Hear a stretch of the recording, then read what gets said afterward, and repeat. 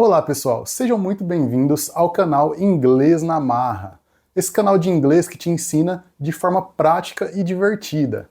A gente deu uma paradinha no final do ano passado, mas é porque a gente tem uma escola, né, e ficou muito corrido, muitas matrículas chegando, muitas pessoas chegando até a escola, então a gente teve que dar uma paradinha. E agora em 2024 a gente está com um projeto de soltar vídeos toda semana, então eu espero que vocês tirem proveito disso e aprendam bastante conteúdo aí bacana que a gente vai soltar. E falando em conteúdo, hoje a gente vai ver as diferenças entre Present Simple e Present Continuous, ou presente simples e presente continuous.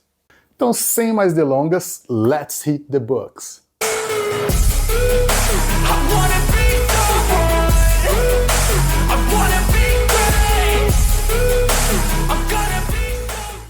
Então, vamos começar com o Present Simple, que é o presente simples. Vamos entender as situações que a gente usa ele. A gente vai usar para coisas que são verdades rotineiras, para coisas que acontecem no dia a dia. Então, por exemplo, se eu falo, eu gosto de churrasco. Isso é presente simples, eu estou falando uma coisa que eu gosto, presente. Ou, eu vou à academia todos os dias. Então também é um hábito, é uma coisa que eu faço todos os dias. Então, para essa estrutura, eu uso presente simples, ou Present Simple. Vamos ver alguns exemplos na afirmativa? Então, se eu falo I go to work by car. Então, eu vou para o trabalho de carro. É um hábito. Presente simples. I like pizza. Eu gosto de pizza. Também é uma verdade. Então, é aquilo que eu sinto no momento. Eu gosto de pizza. Ponto. Presente simples. Agora, muita atenção. Percebe que nesses exemplos que eu dei, a gente usa o verbo na base form, ou seja, na forma original, sem alteração. Então, I work. Work, base form. I like. Like, base form. Tranquilo? E aí tem só um pequeno detalhe quando a gente fala de terceira pessoa do singular, que é o he, o she e o it. Então, o he, ele, she, ela, e it, ele ou ela, para coisas ou animais no singular. Nesses casos, quando a gente está falando na afirmativa, a gente vai ter uma pequena alteraçãozinha no verbo, que vai adicionar o S, ES ou IES, dependendo do verbo. Aí isso a gente deixa para outro vídeo porque é um pouco mais aprofundado. Mas, por exemplo, pegando essas duas frases que eu já dei como exemplo, ficaria. Vamos pegar she como exemplo. Então, she works every day. Ela trabalha todo dia. Percebe que é exatamente a mesma frase, só que por eu estar tratando de terceira pessoa do singular, eu tenho que pôr o Szinho no work. E o outro exemplo, vamos pegar o he agora. He likes pizza. Então, ele gosta de pizza. Certo? Também mesma estrutura, só que por estar se tratando de ele, terceira pessoa do singular, eu ponho o Szinho no like. He likes. Ok? Agora, para a gente fazer perguntas usando o Simple Present, a gente precisa do auxiliar. Então aqui, lembra aquela regrinha na afirmativa que tem uma pequena alteração quando a gente trata de terceira pessoa do singular, que é o he, o she ou o it? Aqui é a mesma coisa. Para todos os sujeitos, para perguntar, a gente vai usar o auxiliar do. Por exemplo, se eu quero perguntar, você gosta de pizza? Eu pergunto, do you like pizza? Então eu coloco esse auxiliar do verbo, do. Quando a gente se refere à terceira pessoa do singular, por exemplo, se eu quero perguntar, ela gosta de pizza? Aí eu coloco o does. Então o do vira does. Does she like pizza? Também é uma pergunta normal, eu só altero o do para o does. Então pensa assim, a terceira pessoa do singular, ela é sempre a parte chatinha, ela sempre tem uma diferencinha. Então isso, você lembrando isso, aí você já lembra a diferença que é. Então com todos os outros sujeitos, com o you, o I, o we, a gente vai usar o do. Então só tem a exceção da terceira pessoa do singular, he, she ou it, que aí eu vou usar o does. E aí a sequência correta de palavras para formar a pergunta vai ser auxiliar, sujeito e verbo. Vamos pegar o mesmo exemplo. Ela gosta de pizza? Does she like pizza?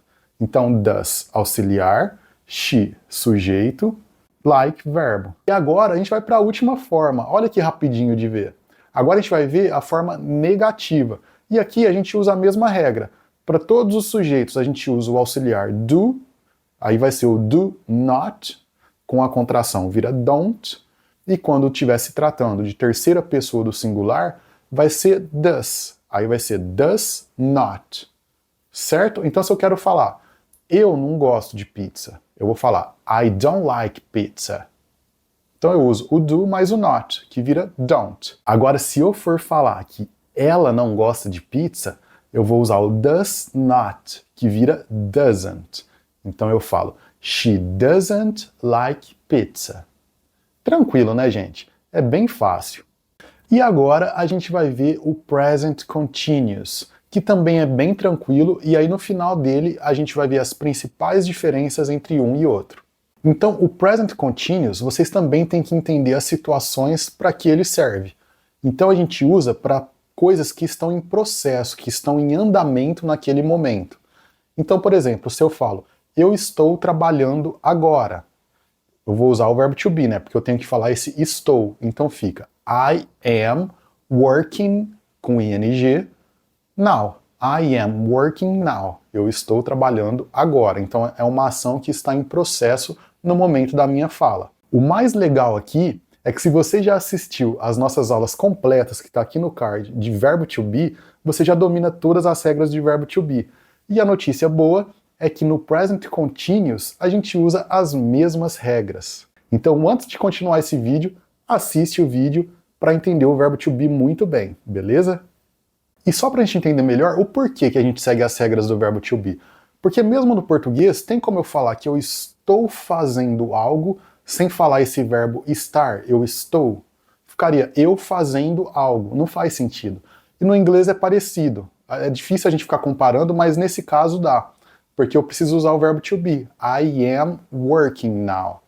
Então, esse am significa estou, né? Eu estou trabalhando agora. Beleza? E aí, como você já foi lá e assistiu o vídeo completo, você sabe que para fazer pergunta com o verbo to be, a gente faz a inversão do sujeito e do verbo. Então, se eu falei I am working now, se eu quero perguntar, eu sei que é estranho, mas só para a gente pegar o exemplo. Eu estou trabalhando agora? Então fica am I working now? Então é só fazer essa inversão. Vamos pegar com outro sujeito, só para a gente ter mais exemplos? Então se eu falo, she is studying, ela está estudando. Se eu quero fazer pergunta, eu faço a inversão do is com o she. Então, is she studying? Ela está estudando? Fácil, né, gente? O restante continua tudo igual. E aí também, seguindo a regra do verbo to be, para negar, a gente coloca o not. Então vamos voltar para o primeiro exemplo. I am not working now. Então eu não estou trabalhando agora. Ou vamos pegar o exemplo dela estudando, né? Então, she is not studying. E agora, uma observação muito importante. A gente usa o present continuous para ações em progresso naquele momento, mas não necessariamente naquela hora, naquele minuto e naquele segundo. Eu posso falar assim, por exemplo, eu estou trabalhando em um novo projeto esse mês.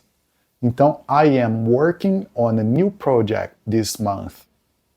Então percebe? É uma ação que está em andamento dentro daquele mês, mas é algo que está acontecendo. Então agora vamos para a principal diferença, que eu já mencionei ao longo do vídeo, mas é bom pontuar.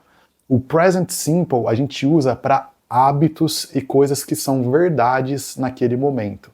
Então, eu gosto de tal coisa, eu faço tal coisa, eu me exercito todo dia, eu corro todo dia. Então, todas as coisas que são hábitos, a gente vai usar a estrutura do present simple, que na afirmativa tem o verbo na base form, e na interrogativa e negativa a gente precisa do auxiliar do verbo, que é o do, e se for terceira pessoa do singular, does. Present continuous a gente usa para ações que estão em andamento naquele momento.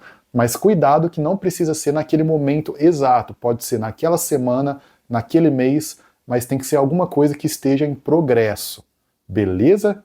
E lembrando mais uma vez, se você quer dominar de vez o verbo to be, clica aqui no card e vai assistir os nossos vídeos completos do verbo to be em todas as suas formas. E pessoal, para vocês que acompanham as aulas no YouTube, eu gostaria de lembrar que nós temos uma escola de aulas individuais e personalizadas para você. Vocês fazem aula por videochamada com algum professor da escola. Nós temos professores especialistas em inglês corporativo, professores para te preparar para entrevistas de emprego e muito mais.